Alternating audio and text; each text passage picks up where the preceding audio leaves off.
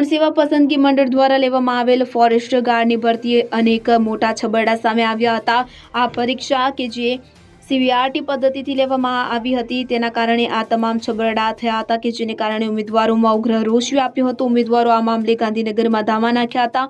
ઉમેદવારોએ માંગ કરી હતી કે સ્પર્ધાત્મક પરીક્ષામાંથી સીબીઆરટી પદ્ધતિ નાબૂદ કરવામાં આવે તેમજ ફોરેસ્ટ ભરતીમાં નોર્મલાઇઝેશન કર્યા બાદ દરેક ઉમેદવારના માર્ક્સ પ્રસિદ્ધ કરવામાં આવે। ત્યારે ગૌણ સેવા પસંદગી મંડળે ઉમેદવારોનો રોષ શાંત કરવા માટે 8 ગણા ઉમેદવારોને બદલે 25 ગણા ઉમેદવારોની યાદી બીજી જાહેર કરી, સાથે જ નવું કટ ઓફ લિસ્ટ પણ જાહેર કર્યું। ત્યારબાદ આજે ઉમેદવારોના માર્ક્સ જાહેર કરવામાં આવ્યા છે। જો કે તેમાં ફક્ત વ્યક્તિગત અને તે પણ ફક્ત નોર્મલાઇઝ માર્ક જાહેર કરવામાં આવે છે, પરંતુ રો માર્ક્સ ઓરિજિનલ માર્ક જાહેર કરવામાં આવે નથી, જેને કારણે ઉમેદવારો હજુ પણ રોષમાં છે। ઉમેદવારોનું કહેવું છે કે જો ગૌણ સેવાએ કશું ચોરી નથી કર્યું તો એવો વિગતો કેમ છુપાવે છે।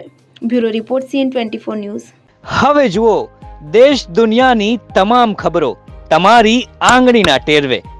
ઉઠાવો મોબાઈલ અને ગૂગલ પ્લે સ્ટોર પરથી ડાઉનલોડ કરો અમારી CN24 ન્યૂઝ મોબાઈલ એપ।